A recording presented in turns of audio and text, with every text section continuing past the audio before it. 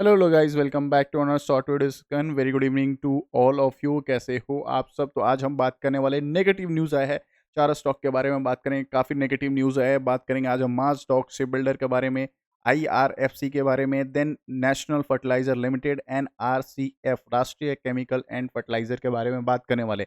इनमें से कोई भी स्टॉक अगर आपके पास है, कमेंट बॉक्स में मुझे शेयर करना किस लेवल पे बाय किया था। अगर लोअर लेवल पे बाय किया है तब तो आपको कोई इशू नहीं है, बट टॉप लेवल पे बाय किया तो yes, it's a negative scenario. काफ़ी नेगेटिव न्यूज़ आ रहा है इनके बारे में, वो हम कवर अप करेंगे। तो बात करें माजरॉक किस में काम करता है, आपको पता है डिफेंस में काम करती है।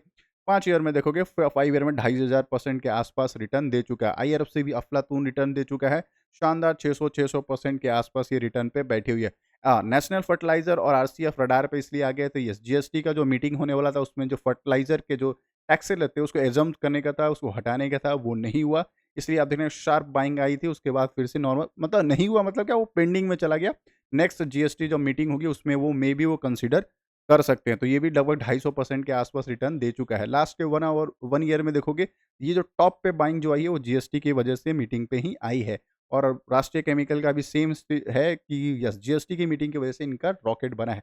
कोई भी स्टॉक अगर आपके पास है, कमेंट बॉक्स में शेयर करना अगर आपने टॉप लेवल पे बाय किया है। देखो, पॉजिटिव न्यूज़ किसके लिए है? सभी दो तरह का न्यूज़ है ये। एक तरह का ये पॉजिटिव न्यूज़ भी है, एक तरह का नेगेटिव न्यूज़ भी है। नेगेटिव न्यूज़ किसके लिए? जो टॉप लेवल पे बाय किया है, ये चारों स्टॉक में किसी ने भी टॉप लेवल पे बाय किया, it's a negative scenario. Positive scenario किसके लिए? यस, जो फ्रेश बाइंग करने वाले हैं, एवरेज करने वाले हैं, इसके लिए बहुत शानदार ये न्यूज़ सामने आ रहा है। वो कवर अप करते हैं, उससे पहले आपसे रिक्वेस्ट रहेगा लाइक एंड सब्सक्राइब कर देना है, क्योंकि हम डेली बेसिस पे आपको स्टॉक मार्केट और स्टॉक के रिगार्डिंग अपडेट करते रहते हैं, क्योंकि आपका पोर्टफोलियो स्ट्रांग रहे और अच्छे स्टॉक से आप बाहर ना निकल पाए, लॉन्ग रन तक आपको प्रॉफिट मिल सके। सब्सक्राइब कर रहे हो तो बेल आइकन जरूर क्लिक कर देना, क्योंकि मेरे वीडियोस तभी आप तक रीच आउट कर पाएंगे फर्स्ट टू फर्स्ट। और सब्सक्राइब करोगे तो यार थोड़ा-सा मोटिवेशन हमें भी मिलता है, ठीक है ना? चलो न्यूज़ कवर करते हैं। तो पहला जो न्यूज़ सामने आ रहा है कि बजट जो अभी 2024 का जो कंप्लीट होगा, गवर्नमेंट क्या कर रही है, प्लान कर रही है सेल करने के लिए स्मॉल स्टेक, छोटे-छोटे स्टेक जो सेल आउट करना चाहती है, मास स्टॉक में, आईआरएफसी में, नेशनल फर्टिलाइज़र में और राष्ट्रीय केमिकल फर्टिलाइज़र में 50,000 करोड़ का वो डेब्ट है वो निकालना चाहती है।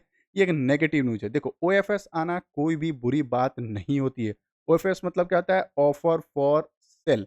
ये एकदम सिंपल बात है। आप इसका एग्ज़ाम्पल मैं क्या देता हूँ, ऑफर फॉर सेल आने से नेगेटिव क्या होता है कि यस, जो प्राइस पे मार्केट चल रहा है, सडन नीचे आ जाता है। सडन कब नीचे आएगा ये किसी को पता नहीं होता। ओएफएस का डेट कौन-सा होता है, किसी को पता नहीं होता।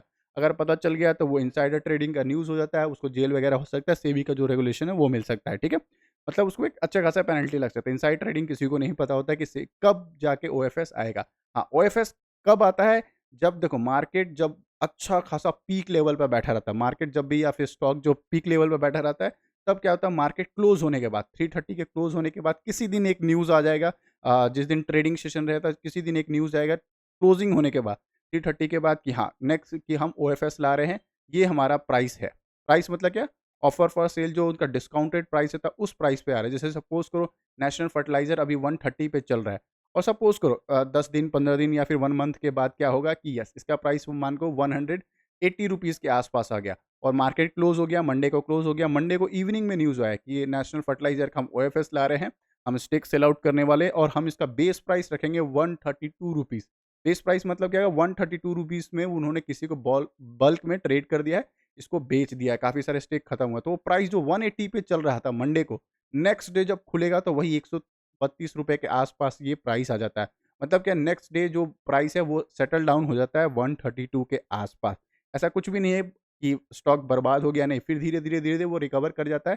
काफ़ी सारे एग्ज़ाम्पल है आपको एकदम करंट में एग्ज़ाम्पल मैं बताऊँ एचएएल का।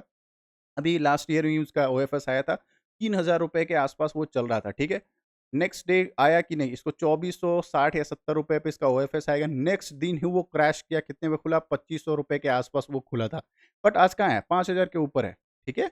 तो इस तरह से चलता रहता है मार्केट। अच्छे स्टॉक में कोई दिक्कत वाला बात नहीं है। मार्केट कभी भी ओएफएस आ सकता है। सरकारी कंपनी है तो ओएफएस आना एकदम नॉर्मल रहता है और 75% से ऊपर है उसका तो 5 स्टार लगा लो, उसका तो आना मैंडेटरी रहता है, ठीक है? अब हम बात कर लेते हैं कि ओएफएस आने से किसको फ़ायदा हो सकता है? देखो, ओएफएस आने से उसी को फ़ायदा होता है जो स्टॉक को बाय करना चाहते थे, टॉप लेवल पे बाय नहीं कर पा रहे थे, वो ज़रूर इसमें बाइंग करेंगे, अच्छा खासा बाइंग करेंगे और उसके लिए लेवल वगैरह भी मैं मार्क करके बैठा हूँ, अच्छा खासा। देखो, अभी 173, 174 चल रहा है आईआरएफसी। आईआरएफसी की बात करें वन डे के चार्ट पे 165 के आसपास मिलेगा, डेफिनेटली एवरेज करना, फ्रेश बाइंग करना। उसके नीचे मिल गया तो 145 से लेके 150 का जो रेंज है, यहाँ भी ओएफएस आने पे प्लान ऑफ एक्शन में रख सकते हो। 2 लेवल मार्क कर लेना 150 का एंड सेकंड लेवल मार्क कर लेना 165 का, ठीक है? ये एक लेवल। माज़डॉक क्योंकि अभी मल्टी बैगर रिटर्न दे चुका है, बहुत शानदार, और 35,000 करोड़ का जो है नेवी के साथ उनका जो एक एडवांस लेवल पे बातचीत चल रहा है 35,000 करोड़ का सबमरीन क्लाविस क्लास का बनाने का। तो वो एक बजट आने के बाद वो भी एक अच्छा खासा पॉजिटिव न्यूज़ रहेगा। बट सेम केस अगर आपने टॉप लेवल पे बाय किया तब आपको बस एक फॉर्मूला याद रखना, buy plus hold equal to profit. ये चीज़ एक बढ़िया सा याद रखना कि होल्ड करना पड़ेगा, क्योंकि आपने टॉप लेवल पे बाय किया तो रिटर्न करके वो प्रॉफिट आपको आ जाएगा। टेंशन लेने की बात नहीं है, आराम से आपको प्रॉफिट मिल जाएगा। बस बाइंग करने का प्राइस आपको बता देता हूँ, 3900 के पास माज़डॉक मिलेगा तो ठीक है, नहीं 3500 के आसपास मिलेगा तो भी आप इसको खरीद सकते हो। बहुत शानदार है। और नेशनल फर्टिलाइज़र का अगर देखोगे तो इसमें तो स्टेक जो सेल आउट हो रहा है अभी 74% के आसपास है। डेफिनिटली अब कितना परसेंट वो स्टेक सेल करते हैं, 3%, 2%, 4% क्या करते हैं उसके बाद पता चलेगा। और ओएफएस में क्या रेट पे सेल करते हैं। देखो जब भी ओएफएस आता है तो उसका रेट डिसाइड होता है, फ्लोर डिसाइड होता है, फ्लोर प्राइस डिसाइड होता है किस प्राइस पे आता है। अगर उस प्राइस पे आएगा डेफिनिटली आप छोटे से क्वांटिटी में प्लान ऑफ एक्शन में ले सकते हो, बिल्कुल ले सकते हो। आईआरएफसी में तो सभी को पता था, आईआरएफसी और माज़डॉक में ये हमेशा आने वाला है, क्योंकि ये 75 बाई 25 का जो क्राइटेरिया है, वो अभी भी फुलफ़िल नहीं कर रहा था। 3 साल के अंदर कभी भी स्टॉक मार्केट में कोई भी स्टॉक लिस्टेड होता है, तो 75% प्रमोटर के पास, 25% जो होता है पब्लिक के पास या फिर ओपन मार्केट में रहता है। तो उसके हिसाब से देखोगे तो 86% के आसपास था, तो इसको तो ओएफएस आना मैंडेटरी था ही, इसका तो सभी को पता था। तो अभी जो है आईआरएफसी जो अच्छे खासे लेवल पे है 173 पे डिस्काउंटेड मिलेगा, मतलब कहीं भी 150 के नीचे आ गया, कहीं भी 130-40 रुपए के बीच में रहेगा।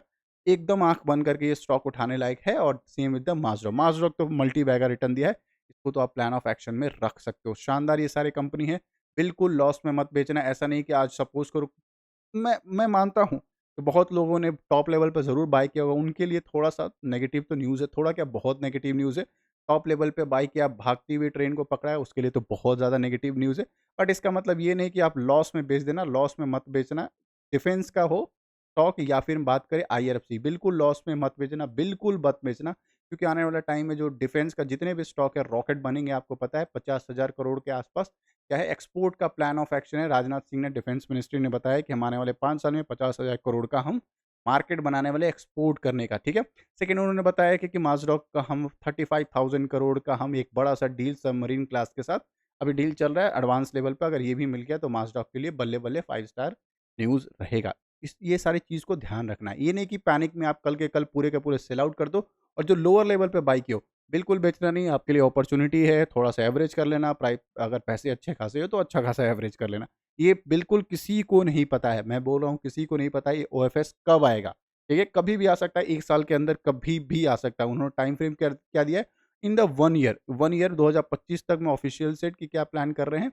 आने वाले स्मॉल आईआरएफसी में सेल आउट करेंगे, नेशनल फर्टिलाइज़र में करेंगे, राष्ट्रीय केमिकल फर्टिलाइज़र में करेंगे, ऑफिशियली सेट, ठीक है ना? इस चीज़ का ध्यान रखना है, ऐसा नहीं कि कल के कल आएगा, बिल्कुल नहीं। 1 साल के अंदर कोई भी करंट फिजिकल ईयर, उन्होंने बोला है कि करंट फिजिकल ईयर मतलब कि 2025 तक फरवरी या मार्च से पहले ही वो सेल आउट करने का प्लान ऑफ एक्शन रख रहे हैं, ठीक है?